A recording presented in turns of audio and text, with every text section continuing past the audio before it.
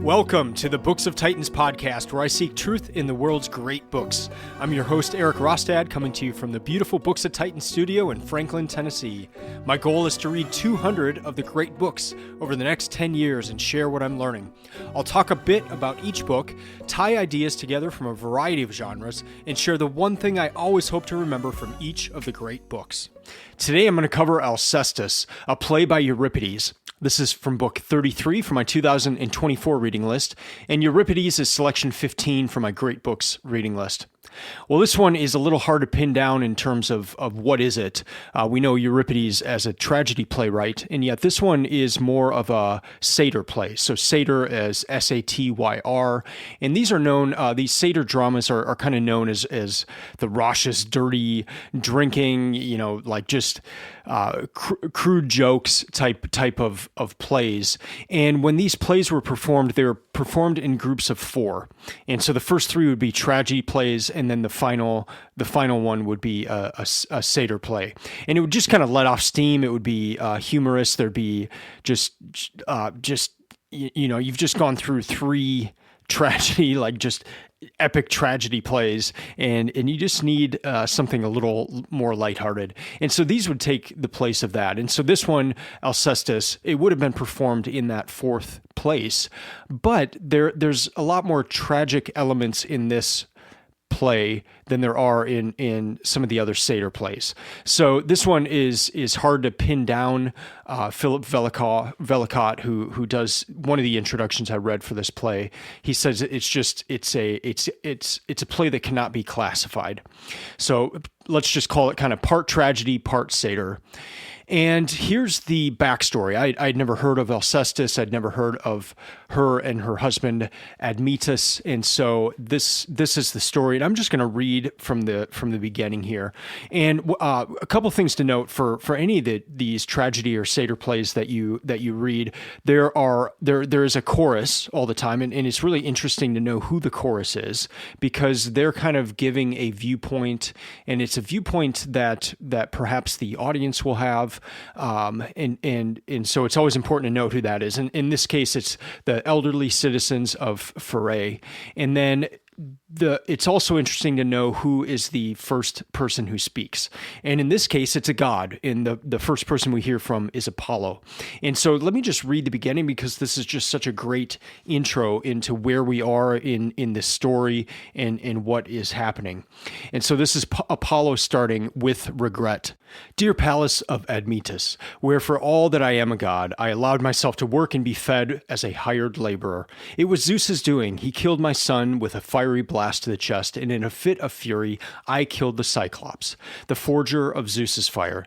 In requital for this, my father forced me to work as a hired laborer for a mortal man.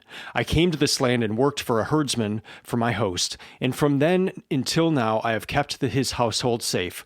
For in the son of Pheres, I found an honorable man, and taking myself out of the quote here for a minute, the son of Pheres is Admetus. And so Apollo is at the house of Admetus working for this year.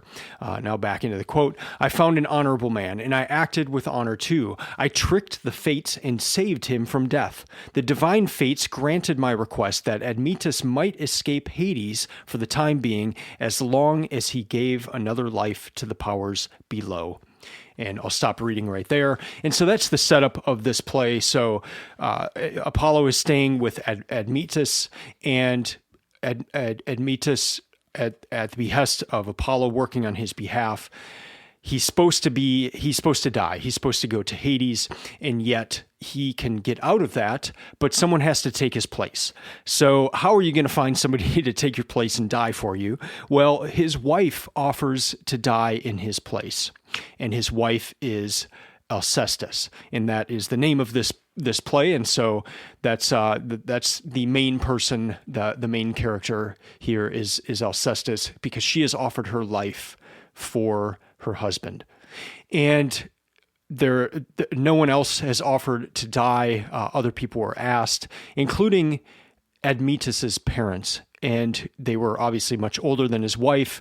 And there's just kind of this idea that they should have sacrificed themselves themselves, or especially the father, should have sacrificed himself for his son so that his wife wouldn't have had to die. While all this is happening, Heracles arrives as a guest, and without knowing what has just happened, so Alcestis ends up dying, without knowing that has happened, he acts as a guest, a happy guest, and gets drunk while everyone else in the household is mourning. And he's not aware of the mourning. He doesn't know what exactly has happened to cause this mourning. And so he just thinks it's fine to get drunk. And so this adds a lot of the comedic elements, but it also heightens the tragedy that the rest of the household is going through.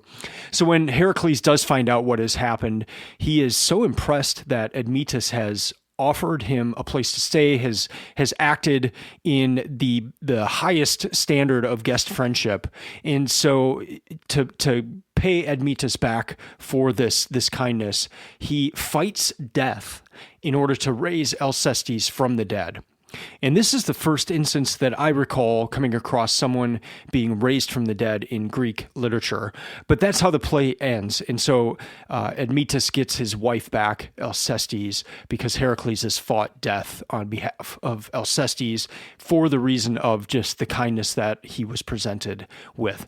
So that's just very top level what happens in this play. The themes are those of necessity, and necessity here is quite an interesting concept, and not just a concept, but it is capitalized. And when something like this is capitalized, that means it's a god, and in this case, necessity is a goddess. And so I'll read a part later on of where we learn a little bit more about necessity. But this play is a huge theme is necessity, the necessity of the way things are within marriage, the necessity of the way things are with guest friendship and hospitality and that sort of thing. There are also themes of expectations, and these expectations are presented in the most extreme of circumstances. So the expectations within marriage, the expectations within guest friendship, kind of tied to that area of necessity. And then there's also fate and death are other big themes in this one. This was written in 438 BC, and so the time frame of within mythology is that this is obviously during the life of Heracles, and this is in the midst of his labors. So if you're familiar with the story of Heracles, he had these labors that he had to complete. And so this is during one of those labors where he arrives at the house of Admetus. And so this is the generation before the Trojan War in the time frame of mythology. The version of this book that I read is the Oxford World Classics, and it contains Alcestis, Heracles, Children of Heracles, and Cyclops. Those four tragedy plays, or in this case, two of these are kind of satyr plays as well, Cyclops and this one, Alcestis. So the translation was done by Robin Waterfield, and then I also read an introduction to Alcestis by Philip Vellacott as well. So for the remainder of this episode, I will cover themes in the next segment, and then in the final segment, I'll cover the one thing I'm still thinking about after having read Alcestis.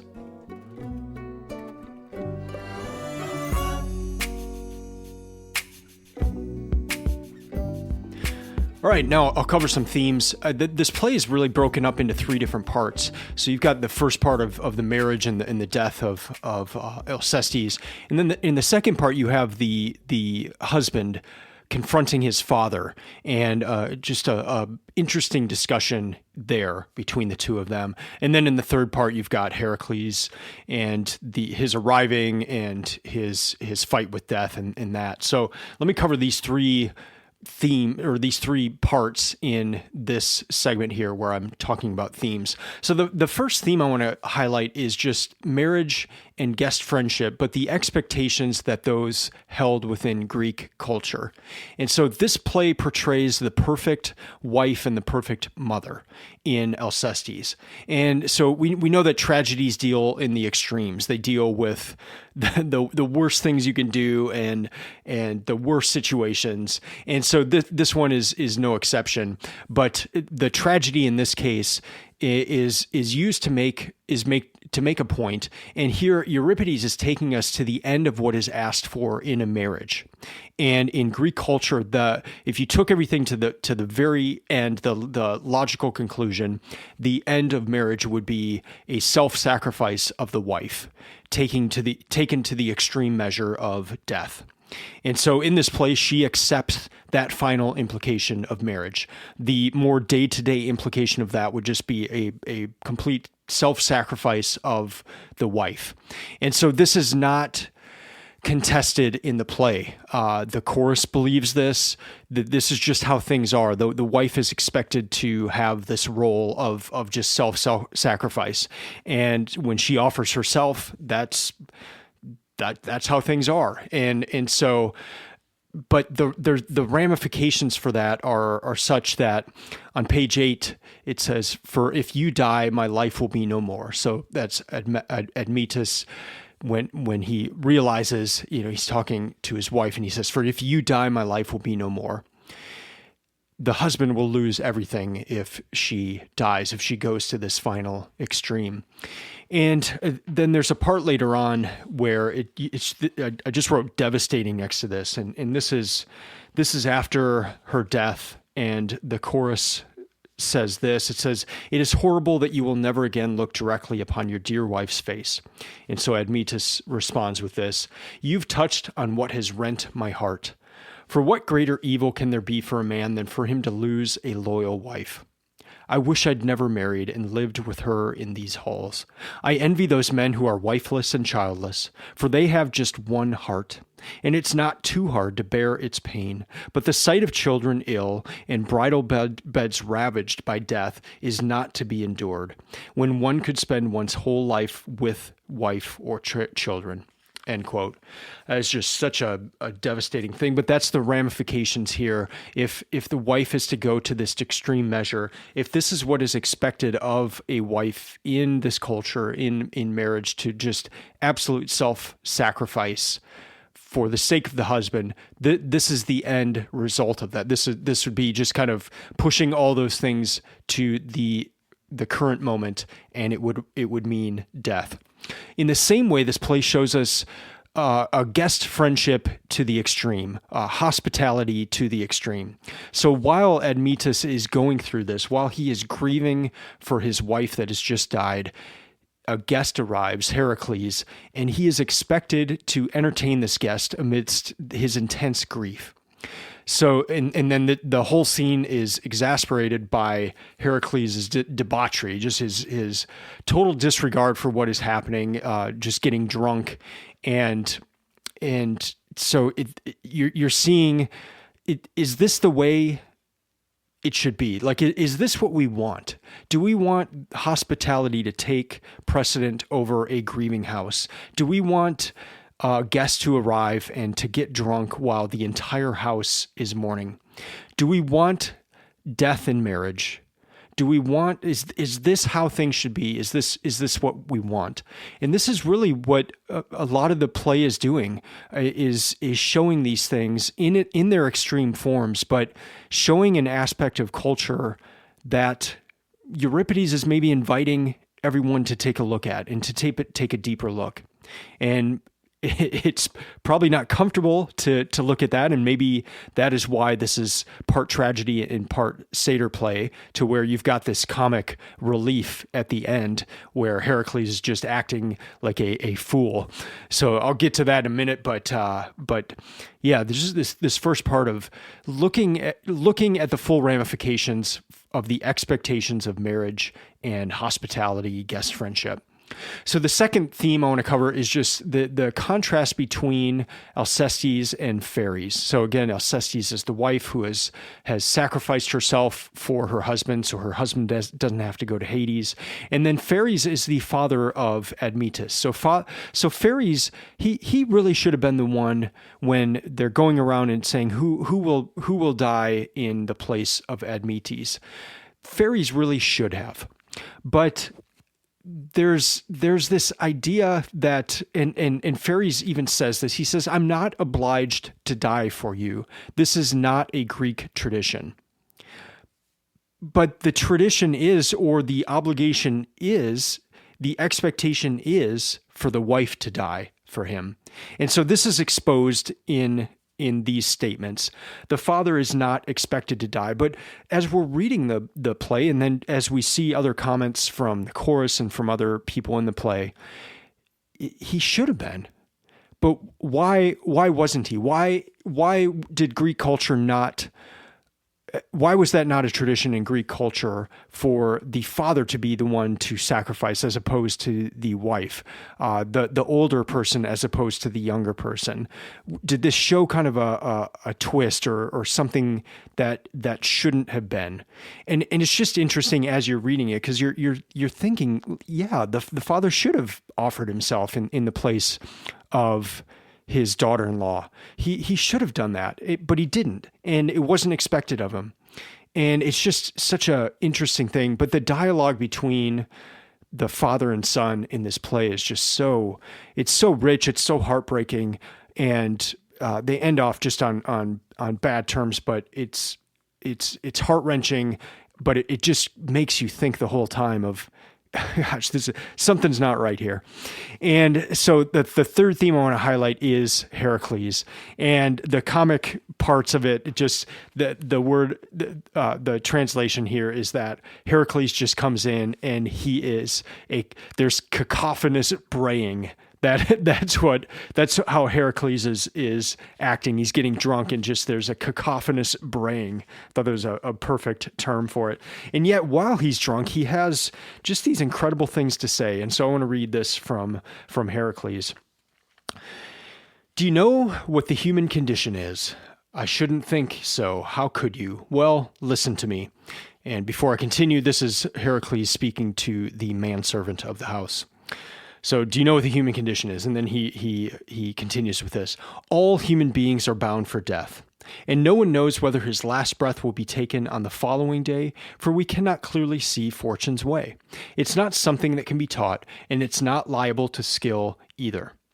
So now that you've listened to this lesson from me, cheer up, have a drink, consider your life day by day as yours, and leave the rest to fortune, and honor the goddess who gives mortal men the very greatest pleasure.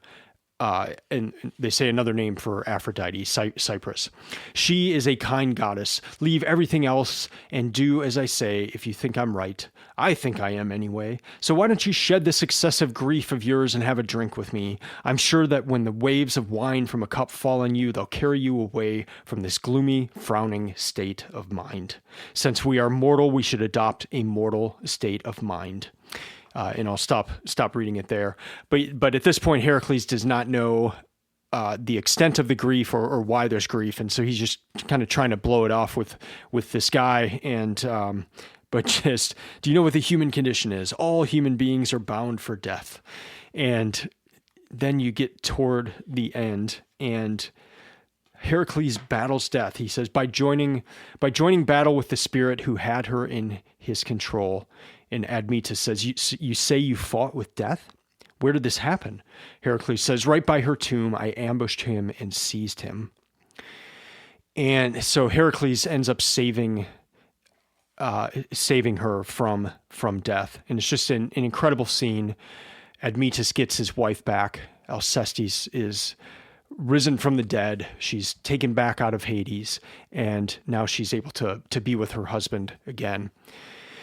Just an incredible scene at the end. And again, just one I'm not aware of in what I've read so far of Greek literature, to have seen someone rising from the dead, and after Heracles has joined battle with death. So in the next segment, I'll cover the one thing that I'm still thinking about after reading this play.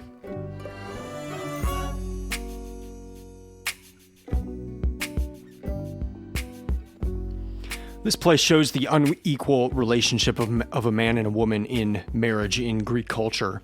So the expectation was for the woman to sacrifice herself. And so the immediate consequence is presented in this play to the ultimate sacrifice of death for her husband. So it's almost like if that is the view that the woman is to be on an unequal level in a self-sacrificial way, if you just kind of move all that forward from the future to now, that the ultimate working out of that would be death. And so let's take a look at that. Is that what we want? Is that right? Is that how it should be? And when I was reading that, what came to mind is the verse in the book of Ephesians in the New Testament. And this comes in chapter 5. It's verse 25.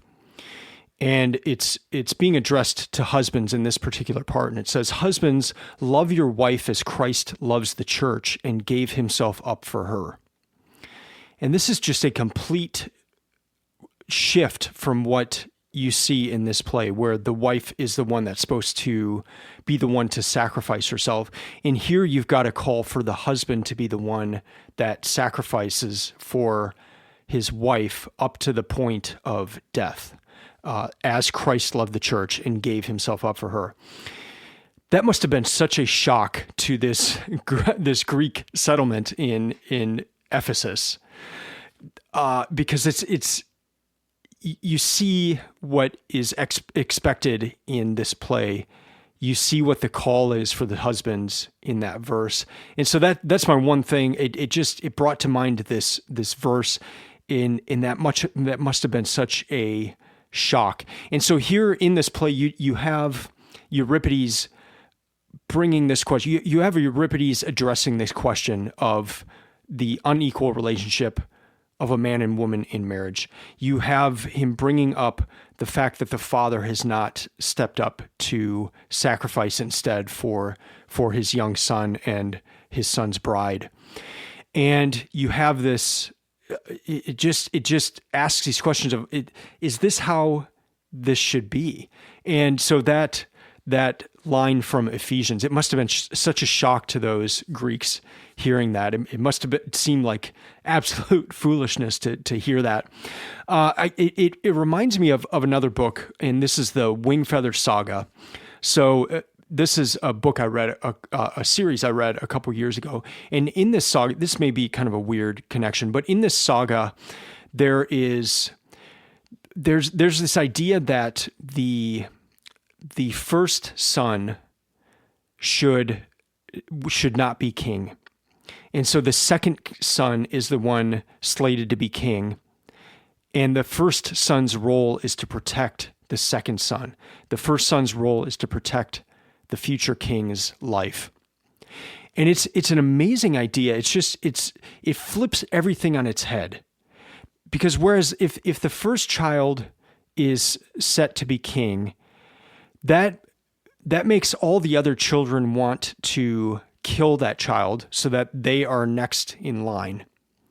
Whereas if you flip that, and the first child, their role is to protect the second child, and I would assume there'd be some sort of a clause that if the first child kills the second child that they were supposed to protect, that they don't become king. But just this idea of protection instead of the opposite, or potential infighting. That idea strikes me so much, and it's just similar here. So what's the antidote to this unequal relationship? You've got Euripides kind of introducing the idea here, introducing the concept. And as Philip Vellacott said in his introduction, this, for the people that understood what was going on when they saw this play, it must have been such a shock and such one of those things like, I don't want to be thinking about this right now. This is so ingrained in culture. I don't want to be thinking about this, to where Euripides almost had to add this comedic element just to lighten the mood a little bit for anyone that would have understood what actually was happening. So that's my one thing for this play. I really enjoyed this one. I want to close out reading just a few sections. And the first here is from the chorus, and it really hits on this theme of necessity. And again, necessity is a goddess. It's not just presented as this idea or something that happens, but there's a personality behind it. But we learn a little bit about that god here. Though I have explored the poets, raced on high through the heavens, and studied countless doctrines, I have found that there is nothing more powerful than necessity. Nor have I found any remedy for it in the Thracian books recording Orphic hymns, nor among all the herbs which Phoebus cut and gave the Asclepiads to cure suffering humanity. For this goddess alone there are no altars and no images to approach, nor does she pay attention to sacrifices. Lady, I pray that you may not enter my life with any more force than before, for even Zeus cannot bring to pass any of his wishes without your help." End quote. There is so much to look at there. There's so much, connected to the Iliad, where the will of Zeus, in contention perhaps with fate, perhaps with necessity here. For even Zeus cannot bring to pass any of his wishes without your help. And just this idea that there's not an altar, there's no image to approach, or someone to sacrifice to. Necessity, it moves forward. It's going to happen. And that idea is really interesting. Let me close out with part of the ending of this play. And this is the chorus, and this is the last 5 lines. And apparently this comes at the end of some of Euripides' other plays as well. "Many are the guises of things divine. Many things the gods achieve in surprising ways. Things we expect never come to pass, while the gods find ways to make the unexpected happen. That was certainly the way this affair turned out." End quote. Well, to recap, this is a really interesting look at some societal views at the time on marriage and hospitality, guest friendship. And if you were to take these things to the extreme, it brings up a question: is this really what we want? I have just loved reading these tragedy plays. I am reading all of the ones by Euripides. I had originally just planned to read 2 of them, Medea and Bacchus, but I'm going to go through all of them now, and there's 17 that are for sure by him. There are 2 others that might be by him. So I'm going to read all 19 of those, and then also look at some of the fragments that we have of Euripides plays as well. There's actually a fragment that was recently found, and I'm going to try to get whatever we have of that one as well and read that. But I've just been enjoying these so much.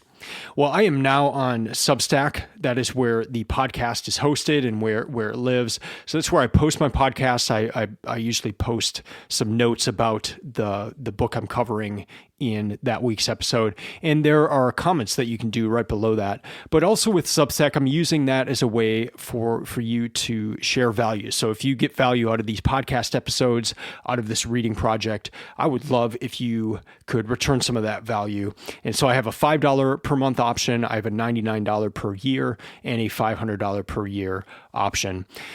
I would do this for no money. This is a labor of love. I just absolutely love reading. I love doing these podcasts. I love learning about the great books and what's in them.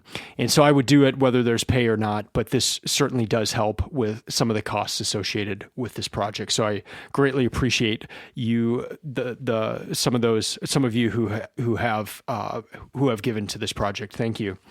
I'm currently reading Hippolytus by Euripides, and that one is very good. I have probably 15 pages left of that one.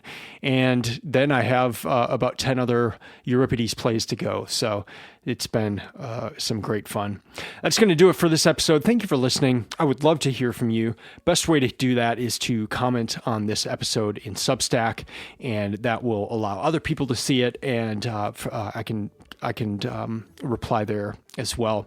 You can follow Books of Titans on Instagram or Twitter. And so I have that Substack page where I do my writing and the podcast, but I also have a Books of Titans website where I highlight all of my reading lists all the way back to 2017, and then also highlight my great books reading list there as well. That's a resource where I do reviews of each of the books and just highlight some of the things that I enjoyed. Thank you for listening. I will be back next week and I'll be covering another tragedy play by Euripides. But until then, keep reading, keep learning, and keep listening. I'm out.